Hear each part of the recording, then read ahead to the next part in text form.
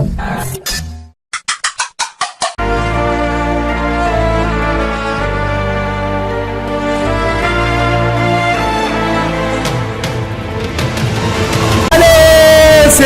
grüß euch, ich bin's wieder, Pato.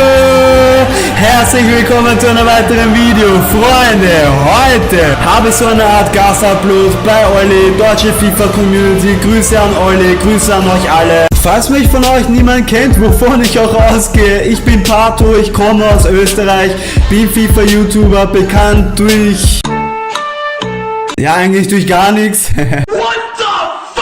Nein, ich denke, Bestraft den Pato dürfte die bekannteste Serie von mir sein. Wer es noch nicht kennt, checkt das ruhig aus. Aber so bekannt kann ich gar nicht sein, weil ich eben noch ein sehr, sehr kleiner YouTuber bin. Trotzdem richtig korrekt von Olli, dass er meint so, hey geil, hauen wir Pato noch dazu. Gucken wir, was für Fragen kommen. Auf jeden Fall noch mal kurz vielen Dank an Olli, deutsche FIFA-Community. Er ist so quasi so dieser Entdecker von mir. Ich kann mich noch erinnern, im November hat er den ersten Fakt von mir rausgehauen. Und ja, ich habe schon die Befürchtung gehabt, die Kommentare waren, wer ist das und keine Ahnung was. Es war richtig unangenehm, aber umso mehr Bilder von mir kamen, desto mehr wurde ich quasi so schon akzeptiert. Aber jetzt in der Zwischenzeit habe ich auch schon meine eigene kleine Pato-Community aufgebaut, also alle, die was dieses Video sehen werden, Grüße an euch. Ich werde das ganze Video für ihn editieren, damit er nicht mehr dann herumschnipseln muss, Freunde. Also wundert euch nicht, wenn ihr seine Stimme nicht hören könnt. Ja, natürlich kann ich jetzt sagen, warum hast du es nicht auf deinen Kanal hochgeladen? Ja, ist ja kein Problem, lade ich es auf seinen Kanal hoch. Das Sprichwort heißt ja geben und nehmen, nicht nur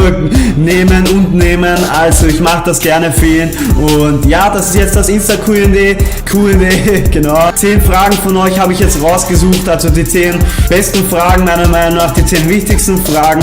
Und ich denke mir, wir beginnen gleich mit Frage 1. Wieso machst du YouTube? Ja, Freunde, diese Frage habe ich schon einmal beantwortet auf meinem Q&A. Ich schneide euch das nämlich kurz rein, weil die Antwort hat sich bis heute nicht verändert. Also, ja Freunde, ich habe deswegen mit YouTube angefangen, weil ich eine zweite Herausforderung gesucht habe. In meinem echten Leben im Beruf habe ich eigentlich schon ziemlich viel erreicht. Ich habe jetzt eine leitende Funktion in einer sehr großen Firma in Österreich. Und ja, ich wollte einfach nicht auf einem Level stehen bleiben. Ich möchte mich immer wieder weiterentwickeln und deswegen habe ich mir YouTube als zweites Standbein ausgesucht, worüber ich auch sehr stolz und froh bin. Hast du ein YouTube-Vorbild? Bei dieser Frage bleibe ich gleich bei den FIFA-YouTubern, weil ja, es stimmt, ich habe gewisse Vorbilder. Ein paar FIFA-YouTuber haben so gewisse Attribute, die ich einfach sehr vorbildlich finde. Und zwar nehmen wir jetzt schon mal Julian und Julius, FGU FIFA Goals United. Ich finde einfach deren Editieren und das Design und alles richtig vorbildhaft. Also, die haben da so richtiges Talent, auch deren Serien, wirklich, die feiere ich hardcore, sind einfach, wie gesagt,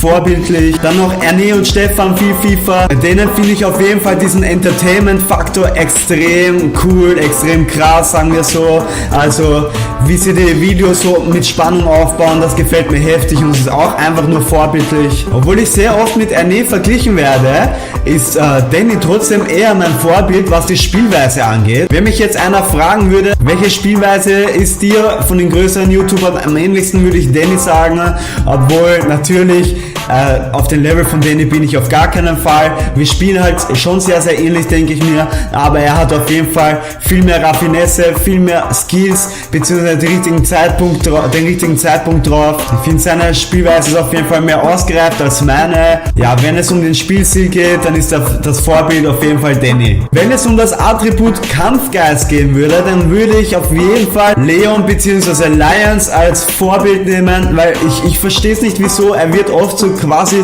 runtergemacht, kann ich ehrlich, wie gesagt, nicht verstehen. Bei Vettel zum Beispiel ist er meistens gleich Ausscheidekandidat Nummer 1 und so weiter. Er wird oft belächelt. Was heißt belächelt? In seinen Kommentaren lese ich oft, wie schlecht er nicht ist, obwohl ich ihn extrem gut finde. Hat man ja beim TC Money Cup zum Beispiel gesehen. Und hat sich das ein oder andere Mal auf Twitter damals zu Wort gemeldet, dass es momentan nicht läuft, abotechnisch, das. Aber Leon gibt einfach nicht auf. Also er hat richtig Kampfgeist und das ist eigentlich sehr, sehr entscheidend in dieser YouTube-Szene, weil es kann nicht immer alles gut laufen, irgendwann wird es auch schlecht laufen, aber er, finde ich meiner Meinung nach, hat das richtig, richtig gut gemeistert. Er ist ein sehr toller Mensch, ein sehr toller YouTuber, auf jeden Fall Grüße an Leon. Wie viele Abos möchtest du bis 31.12.2016 erreichen? Ja, Freunde, leider Gottes, ich habe im Jänner, glaube ich, ein Video gemacht, meine Ziele, dies, das, aber ich werde dieses Ziel wahrscheinlich nicht erreichen. Und zwar habe ich gesagt, dass ich auf jeden Fall 10.000 Abonnenten schaffen möchte, aber jetzt mit 2.100 knapp sieht es sehr, sehr schlecht aus. Dennoch, ich gebe mein Bestes und ja, mal gucken, ob ich es erreichen kann. Ich gehe aber nicht mehr davon aus, trotzdem mein Ziel bis 31.12. 10.000 Abonnenten. Was ist dein Ziel auf YouTube? Also mein allergrößtes Ziel ist auf jeden Fall der größte Let's Player Österreichs zu werden. Also das habe ich mir tief eingeprägt. Ich will es unbedingt werden, ich will es unbedingt schaffen und ja, durch eure Hilfe werde ich es hoffentlich auch schaffen können. Des Weiteren will ich unbedingt mal bei Vettel dabei sein. Ich möchte gucken, wie ist mein Niveau, wie werde ich mich schlagen und so weiter. Auf jeden Fall Vettel ist auch eines meiner größten Ziele. Außerdem möchte ich irgendwann mal Teil der großen FIFA-Community sein. Also wirklich Next Level, ganz oben bei denen und mal gucken, vielleicht schaffe ich es, vielleicht schaffe ich es nicht. Also ich bin ja schon wirklich mit vielen großen YouTubern so quasi ein bisschen in Kontakt, dann einmal wieder nicht in Kontakt. Auf jeden Fall aus der Ferne ist man so irgendwie schon in Kontakt. Also wenn ich mir ansehe, wer mir auf Twitter folgt, wer mir auf Instagram folgt und so weiter. Also es bedeutet mir richtig, richtig viel. Und ja, wie gesagt, mein Ziel ist einfach ein Teil davon zu sein, also ein aktiver Teil. Vielleicht werde ich jetzt dafür belächelt oder sonstiges, weil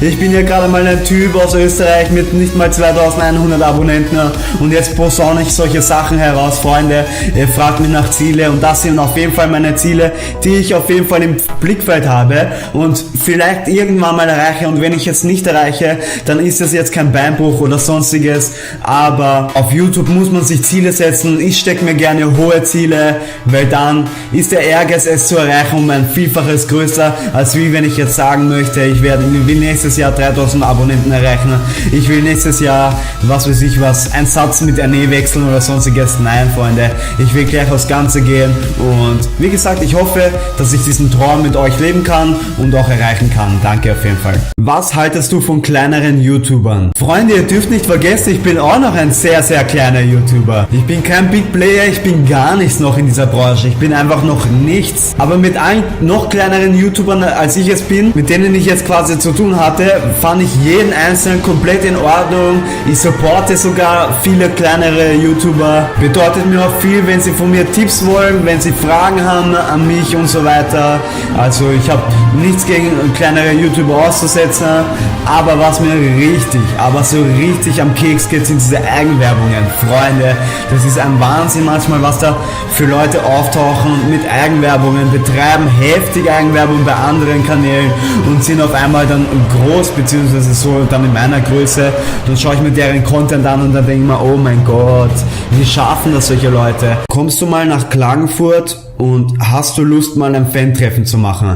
Freunde, ich habe diese Fragen jetzt mal kombiniert, was für mich noch sehr, sehr ungewohnt ist und ich aber schon jetzt öfter höre, Fan. Also, dass Leute wirklich meinen, sie sind Fan von mir. Unbeschreibliches Gefühl und es ist sehr, sehr ungewohnt noch, dass Leute Fans von mir sind. Deswegen tue ich mir richtig schwer, noch da so Fan-Treffen zu sagen, Abonnententreffen. Ich weiß nicht warum, aber ich krieg das noch nicht so richtig über meine Lippen, ich weiß nicht. Auf jeden Fall bin ich dafür noch viel, viel zu klein und unbekannt. Ich gehe davon aus, dass mein erstes Treffen auf der Gamescom 2017 sein wird. Ich denke mir, davor wird es noch gar keinen Sinn haben. Warum hast du so wenig Abonnenten, aber so viele Follower auf Instagram? Das ist eine ziemlich interessante Frage, Freunde, aber wenn ich sie euch beantworte, dann ist sie auch ziemlich plausibel.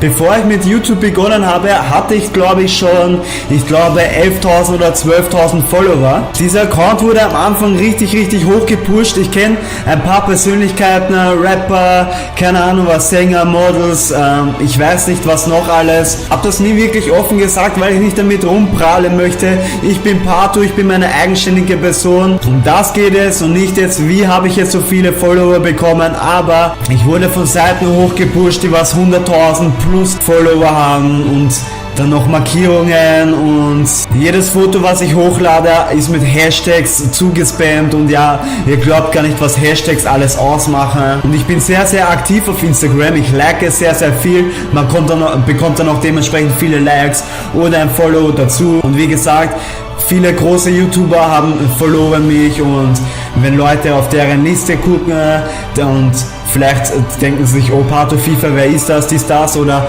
oha, wenn der ihn followed hat, dann followe ich ihn auch und dann auch die Instagram-Seiten helfen mir viel. Bin auch oft in gewisse Trendcharts von diesen Hashtags, also Follower auf Instagram zu bekommen ist richtig, richtig leicht. Ich würde sie auf jeden Fall liebend gerne mit meiner aktuellen Abonnentenzahl eintauschen wollen, also das ist auf jeden Fall klar, weil ein Großteil meiner Instagram-Follower, die was meine Videos gucken, haben mich noch nicht mal abonniert oder auch die YouTuber, die was mich followen, hat mich auch der Großteil noch nicht abonniert, also würden mich alle abonnieren, die was mich auf Instagram followen, dann werde ich schon um ein Vielfaches, ich glaube sogar um 750 bis 1000 Abonnenten hätte ich da mehr. Welches Schneideprogramm verwendest du? Also Freunde, ich verwende Camtasia Studio 8. Wer ist neben deinem Sohn die wichtigste Person in deinem Leben? Freunde, ganz ehrlich, es gibt keine wichtigere Person und daneben gibt es keine Person, die was so wichtig ist wie Alessandro. Also im Moment gibt es in meinem Leben keine Person, die was irgendwie so überwichtig ist, so in der Nähe des Levels meines Sohnes. Entweder du darfst bei Real Madrid Jugend spielen, machst immer gute Spiele und der Marktwert steigt und ist dann noch höher als der von Ronaldo, oder du kannst in die Vergangenheit reisen und alles verändern, also dein Leben gestalten, wie du es willst. Das ist eine ziemlich geile Frage, Freunde, weil er weiß anscheinend, ich bin ein sehr, sehr großer Fan von Real Madrid, dennoch würde ich das zweite nehmen. Ich würde gerne in die Vergangenheit zurückreisen und einiges besser machen, richtig stellen. Also ich habe richtig viele Fehler gemacht, also wenn man da jetzt kurz in die Vergangenheit zurückgeht. Es ist eine ziemlich private Frage und auch Antwort, aber ich würde in diesem Thema Liebe einiges anders machen. Wie gesagt, es gibt einiges, was ich am Fehler gemacht habe. Ich hätte auf diese Hilfeschreie hören müssen, aber ich habe es komplett ignoriert, indem ich einfach mit YouTube weitergemacht habe, beziehungsweise mein Fokus war eigentlich zur damaligen Zeit eher bei YouTube, war mein großer Fehler, und wenn ich in die Vergangenheit reisen würde, dann würde ich das auf jeden Fall anders machen. Ich würde mir die Zeit viel mehr einteilen, und wenn ich in der Vergangenheit einiges ändern lässt, dann lässt sich dann mit der Zukunft dann auch einiges ändern. Und da seht ihr, in der Vergangenheit habe ich etwas sehr, sehr Wichtiges verloren, etwas Wichtigeres als bei Real Madrid zu spielen, und ja, das heißt schon etwas. Leider Gottes ist auch Vergangenheit, man kann es nicht mehr ändern. Mund abputzen, weitermachen auf jeden Fall. Ich hoffe, dieses Video ist jetzt nicht allzu lang, Freunde. Ich hoffe, es waren interessante Fragen und auch Antworten dabei. Hinterlasst einen Daumen beim Olli, wenn ihr wollt. Guckt mal bei mir vorbei, wenn ihr mich noch nicht kennt. Ich wünsche euch auf jeden Fall noch einen schönen Tag, Abend, Mittag, je nachdem, wann ihr dieses Video guckt. Dickes Kiss an euch. Ciao. Bye bye. Ciao.